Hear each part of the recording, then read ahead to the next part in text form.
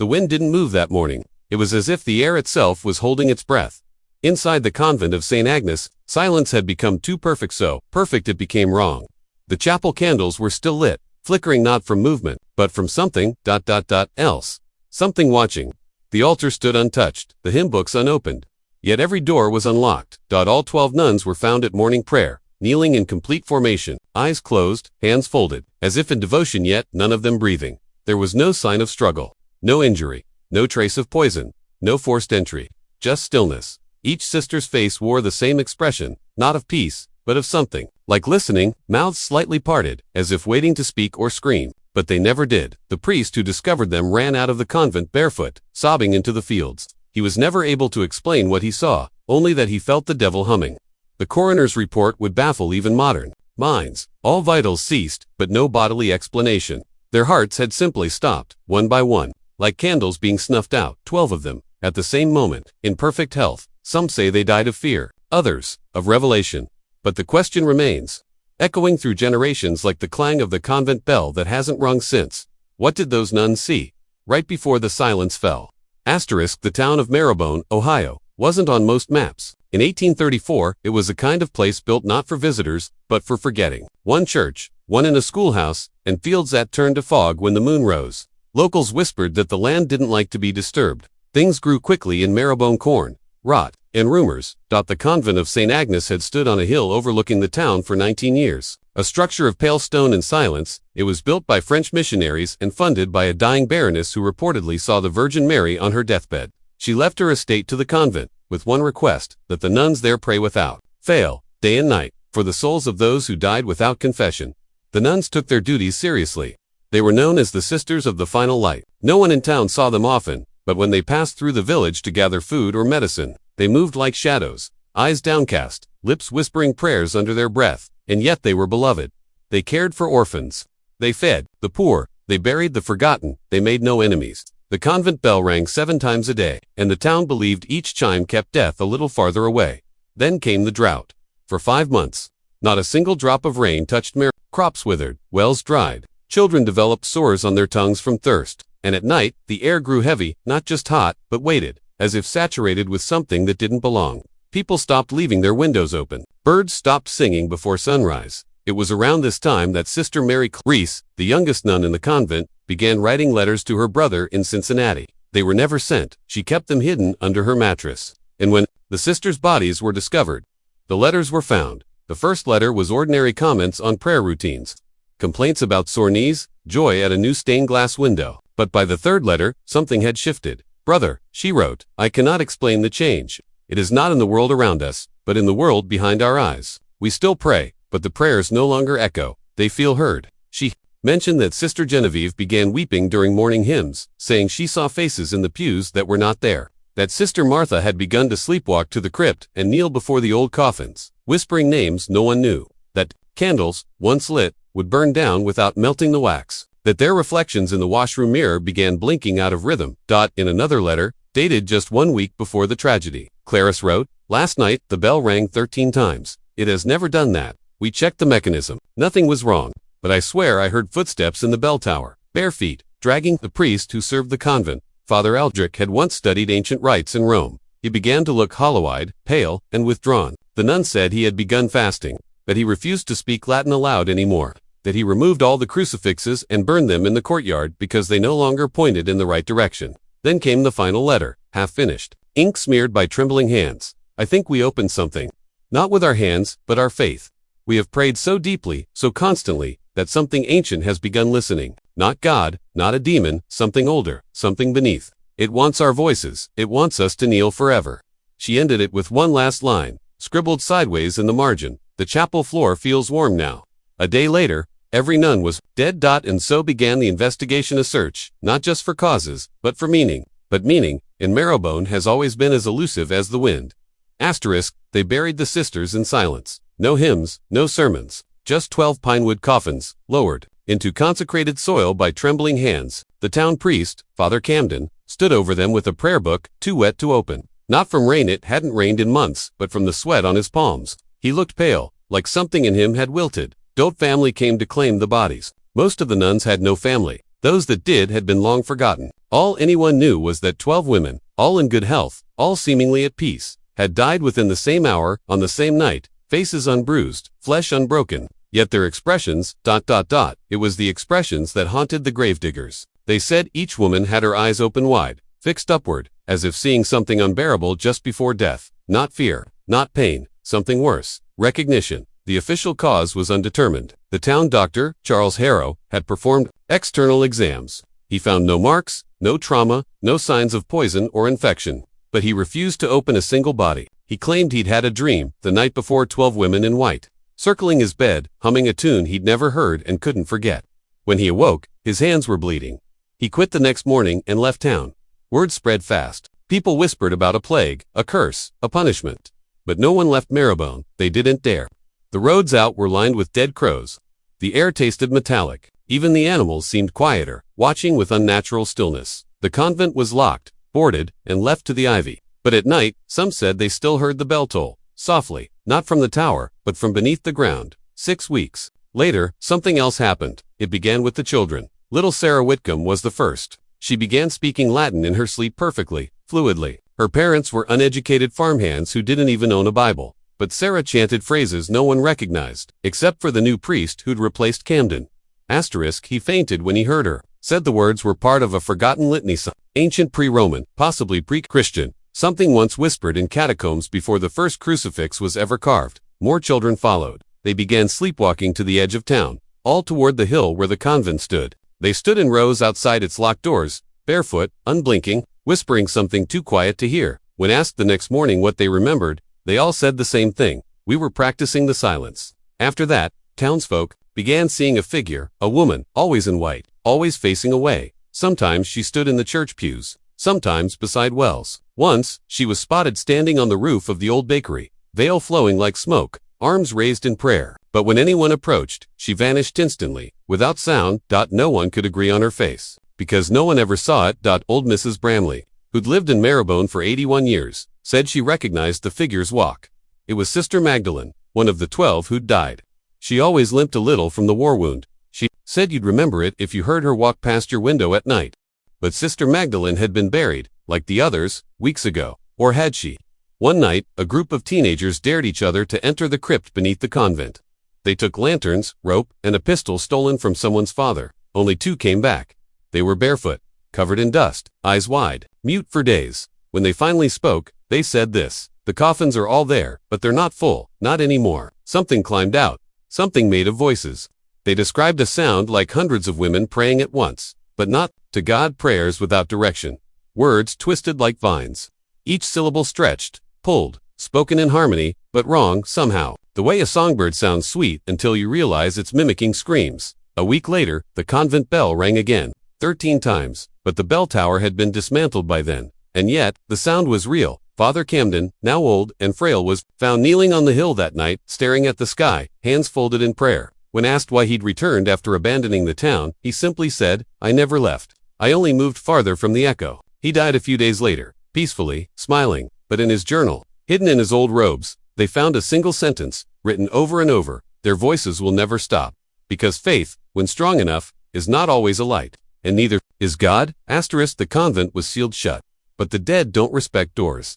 2 months after the burials, a county investigator arrived in Marrowbone. His name was Elias Boone, a tall man with a hollow face and sharp gray eyes. Boone had been sent not to solve a mystery, but to erase it. The bishop's orders were clear: investigate, contain, and classify the incident as natural or unknowable. Anything else would risk scandal. Boone had seen strange things before: bloodless cults in the Carolinas, women burned for miracles in the Appalachians, but nothing had prepared him for Marrowbone. From the moment he stepped off his carriage, the land felt wrong.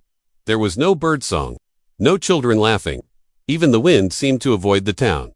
He stayed at the rectory. Father Camden's replacement, a young priest named Joseph Emery, offered him shelter but little warmth. Emery looked aged beyond his years, lies bruised from sleepless nights, hands that trembled when holding the Eucharist. Boone noted this in his journal. That first night, Boone heard the sound. It came at 2:11 a.m. 12 chimes. Soft, metallic, distant. He looked from his window, but the convent tower was still nothing but a skeletal ruin, and yet the bell tolled. The next day, Boone began his investigation with what remained of the death records. They were vague, riddled with crossed-out names and rewritten dates. Some entries were oddly duplicated. Sister Magdalene was listed twice. Once as deceased on March 3rd, again on March 9th. Other names were missing entirely. Boone visited the graveyard next, intent on examining the coffins. But when the gravedigger pried open the first casket, Sister Lena Ritt was empty. The second, empty. The third, ashes. Boone stopped the exhumations there. He ordered the graves resealed and told the digger to speak to no one. That night, Boone wrote in his journal, "There are things here that should not exist. Absences where presence once was. A silence that feels heavier than any scream." That same night, something followed him. He'd gone to the convent alone, lantern in hand. The boards had been nailed shut, but someone or something had recently torn them off from the inside. Boone stepped into the nave. Dust clung to the walls like old parchment. The pews were split and rotting, yet the altar looked new. Clean, as if Mass had just ended.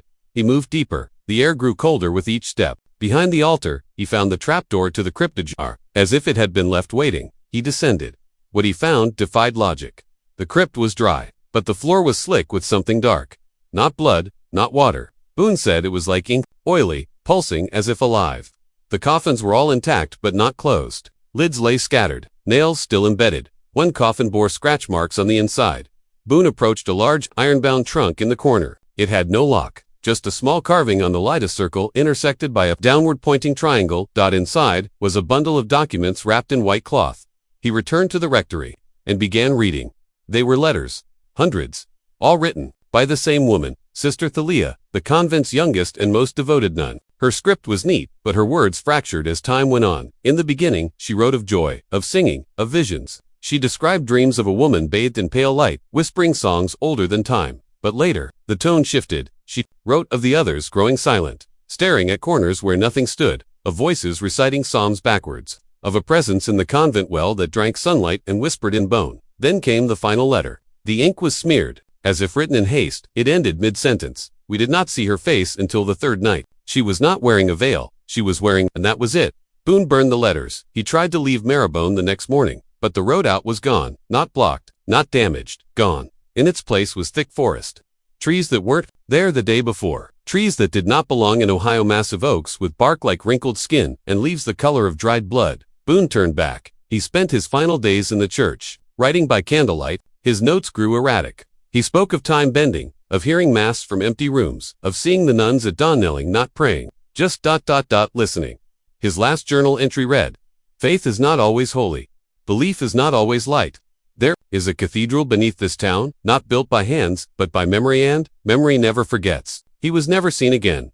Only the journal remained placed carefully on the altar of the empty church. It smelled of wax and earth, and the pages would not burn. Asterisk. You never meant to open the journal, but your hands moved before your mind could stop them. The leather cover, cracked from time and heat, seemed to pull you in. Its scent was oddly human-like, old skin and candle soot. You didn't believe in curses. Not really. But the words inside weren't written for belief. They were written to survive something older than understanding. You read the final pages slowly, the ink shaking across the parchment like it had been poured in fear. Boone's handwriting was clean at first. Then it spiraled. He wrote of watching the nuns in his dreams lined up in their habits, eyes gouged out, mouths stitched shut with rosary beads. He wrote of a woman in white hovering over his bed, her limbs bent the wrong way, her hands resting on his chest while she whispered the Lord's Prayer backward into his mouth. He woke with dried blood on his tongue, and you felt it too, didn't you? The weight in your chest, as if someone had reached through your ribs to hold your heart still. The pressure behind your eyes, the faint ringing no, tolling at the back of your skull. You're not imagining it. The more you read, the more it reaches for you. Memory is not just recollection, it's architecture, and Boone had built a cathedral out of horror. Every word, a brick. Every phrase, a door you should never open. But still, you read on. He described the chapel bells ringing at dawn, even after the tower collapsed. No one else heard them, only him. And then the dream stopped.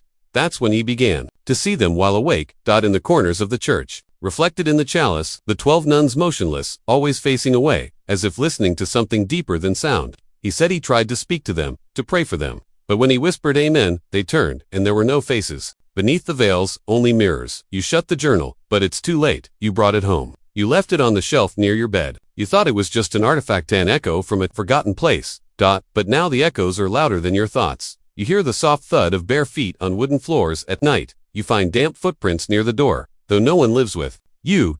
And sometimes, when you close your eyes, you feel breath that isn't yours. It isn't Boone's story anymore. It's yours now. Because something left that convent hand, it followed the words. It rides on memory. It feeds on attention. The more you think of them, the women who died in perfect health, the closer they drift. You try to forget, but forgetting is a kind of invitation too. Boone understood this, in the end.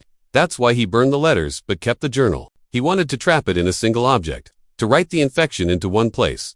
But you picked it up. You read it. You cracked the seal. Now you carry it. Not just the journal. The silence. Because that's what it really is. This curse, this entity, it's not a ghost, not a demon, not even a woman. It is silence. Old, hungry silence. The kind that waits in ancient stone. The kind that wears a habit and kneels before no God. It wants to be known, and every time you speak of it, every time you let the name Marrowbone pass your lips, it grows stronger. Don't believe it. Look behind you. No one there. Good. Keep it that way. You've already felt the first symptom, the dreams of white corridors that loop back on themselves. The prayer, you can't remember learning, but wake up muttering. The distant chime, at 2:11 a.m., you think this is fiction, that you're safe on the other side of a screen. But the bells do not care about distance. Silence is not bound by place. It only needs your attention. And now it has it. You've noticed the women in the old photos you never took. You've noticed the candles that flicker when the room is still. You've started avoiding mirrors. Wise. Very wise, but not enough because it doesn't want your soul or your death. It wants your memory, your story. It wants to be repeated until it is the only thing left behind your eyes, until you forget your name and only remember hers, though no one ever says it. No one dares. Boone called her the Veiled One. Sister Thalia called her Mother of the Unspoken, but she has no true name, just 12 mouths, 12 faces, 12 silent screams. And the 13th is yours. Asterisk, you never imagined the church would lie, but they did quietly, expertly, and with the calm assurance of men who had done it before. The official report labeled it a structural collapse. No mention of the 12 dead. No photographs of the burial. No names recorded on public stone. They buried the convent twice, once in earth and once in silence. What Boone saw, what you now feel, was never supposed to leave that hillside in Marrowbone Hollow. But secrets do not rot when buried. They ferment.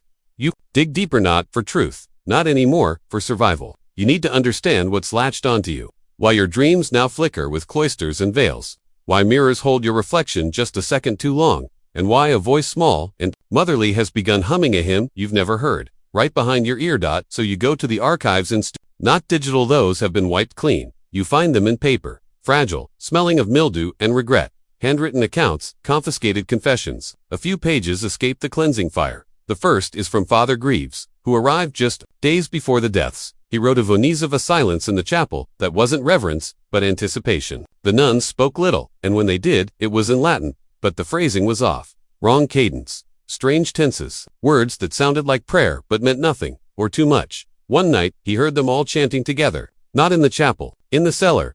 He did not go down. He wrote one final sentence before the ink trailed into a smear. There is a 13th door beneath the convent. It is locked from the inside. You find a second document signed possibly Boone. This one shakes your breath loose. It's a sketch of the cellar layout, and at the very bottom, a narrow corridor labeled simply, no passage, no passage. But someone passed through. You remember Boone's final words. The 13th is mine. You begin to understand that horror wasn't the death. It was the invitation. Something called to them. Not from hell, not from heaven, but sideways. Something that asked to be heard, not worshipped. It offered no reward. Only removal from pain, from voice, from the burden of self. And the nuns, already cloistered from the world, already silenced by vows and ritual, heard it more clearly than anyone. They were not murdered. They surrendered. One by one, over weeks, they descended into that place. Not with screams, but with hymns. Boone tried to stop it. He begged them. But faith is a dangerous thing when misdirected, and they believed the silence was holy. One nun left behind a diary. You should not have read it. She comes to us gently now. In dreams, yes, but also in wakefulness. Her breath is sweet. Her hands are cold. She takes the weight from behind. Our eyes, we do not remember our parents, or names, or the pain. We are close now. We will pass soon. Close now. The words echo in your mind as you sit in your apartment. Light flickering, air heavy. You haven't slept. The mirror in your bathroom fogs even when the shower hasn't run. The radio turns on at 2:11 a.m. each night and plays. Nothing but static laced with distant weeping. You know what's coming, and so did Dr. Eliza Horn, the psychologist brought in by the church to assess hysteria. You find her letter, never sent. This is not psychosis, not hallucination. The nuns are emptied, not delusional. They exhibit no distress. Only a profound calm. They speak of a presence they call the listening mother. It is not religious ecstasy. It is submission. to something other, something that feeds on abandonment of identity. I fear I'm beginning to hear her too. She died 2 months later. Car crash. No brake marks. Theories. You have 3. First, a fungal infection claviceps purpureate that plagued old monasteries, causing hallucinations and paranoia. But that would not explain the precision of the visions. Or the mirrored eyes. Second, a mass psychogenic illness. Group hysteria. But the deaths had no physical cause. No panic, just stillness. Third, an NT10 on human, non-physical perhaps. Not even conscious in the way we understand. A concept made flesh through repetition. A tulpa, a thought form. Something born from isolation, ritual, and belief. Strengthened by secrecy. By silence. And now. It wants more. You were not chosen. You were exposed, and exposure is how infection spreads. They're calling you now. In dream corridors, through static, in reflection. You know what they want. Your voice, your name. Your story. Don't give it. Not yet, because there's one part left, one veil remaining, and it's not hers, it's yours. You've stopped speaking out loud. At first, it was unconscious pausing mid-sentence, whispering instead of talking. Then, days passed without you realizing you hadn't used your voice at all. The silence wasn't imposed. It felt safe. The listening mother doesn't demand obedience. She doesn't command. She waits, and waiting is worse. You've unplugged your radio, but it still crackles to life. The clocks freeze at 2:11. You hear the nuns noun, on in words, but in the hush between your thoughts. A soft hush. A lullaby for those who no longer wish to be remembered. Last night, you dreamed of the convent again, though it no longer stands. It was whole this time. Candles lit, doors open. 13 chairs in a circle beneath the floor, with 12 filled. One was empty. It was yours. You woke up sobbing, but you don't know why. There was no fear in that dream, only relief. The kind that breaks you. You research survivors, rumors, whispers. One account hidden in a letter claims that after the convent was sealed, a single nun was found wandering the woods outside town. Mute, pale, shivering, but unharmed. She wouldn't speak, wouldn't eat, just stared at the sky, lips moving soundlessly. They took her to St. Mary's Asylum. She lived 23 more years. She never uttered a single word, but her diary kept meticulously and drawn. Symbols describe something unsettling. A void that speaks only when you forget your own name. A warmth that grows in silence. And a promise. If you can't bear the weight of living, she will carry you without judgment. You begin to feel it now. Not horror. Invitation. You light candles some nights, though you're not religious. You hum melodies you don't recognize. You move mirrors out of your bedroom. You sleep fully clothed, in case something pulls you from your bed and you're not allowed to return, because sometimes you're not sure if you want to return. You realize this wasn't a haunting. Not in the way we understand it. The convent didn't host a ghost. That it became a gateway not to hell, not to heaven, but to forgetting. And what passed through wasn't malicious. It didn't need to hurt anyone, it just needed to be heard. And the nuns, cloaked in vows of silence, were the perfect audience. Now, you understand the final piece. Boone couldn't put into words. It was never about death, it was about release. Release from identity, from memory, from pain, from the knowing voice that asks, why am I still here? You've never spoken that question aloud, but she knows it lives in you. She's waiting, and you're not sure how much longer you can keep her out. Tonight, the air shifts. Your apartment hums with that same pressure. Boone described like the air just before a thunderstorm, heavy with unseen intent. You walk to the mirror despite yourself. There's fog, not from heat, not from breath, from presence. You raise your hand. Your reflection doesn't. It tilts its head and smiles, soft, maternal. Your knees buckle. You crawl back, heart pounding, but no fear grips you, only sorrow, because a part of you wants to follow her, to sit in the 13th chair, to sing the songs that don't require words, to become something small and quiet and no longer human. Do you remember the names? Boone. Sister Agnes, Eliza, Horn, the mute nun in the asylum. They all heard her. They all reached the threshold, and now you understand the truth buried beneath the convent floor. The 13th door isn't physical, it lives in you. The moment you stop resisting, when your thoughts slow, when your name fades, she will open it. The circle will be complete, but not yet, not tonight. You still have something left, not your voice. That's already half gone, but your story. That's why you've written it down, what you saw, what you read, what you felt. Even now, as your hands tremble and the lights dim, you're finishing this last piece. Because if someone else reads, this someone like you, who feels the world growing heavier by the day, they might understand what's really pulling at them in the dark. Not madness. Not sin, but something older. A lullaby sung in silence. A mother with no name, and you want them to remember one thing. Do not answer, no matter how gentle she sounds, no matter how warm her breath, no matter how tired you are, because once you speak her name event in thought, she will remember yours, and she does not forget. You sign your name at the bottom of the page. And then, finally, you blow out the last candle. Darkness. Stillness. A voice. behind your ear, like a breath through dying leaves. At last, my child,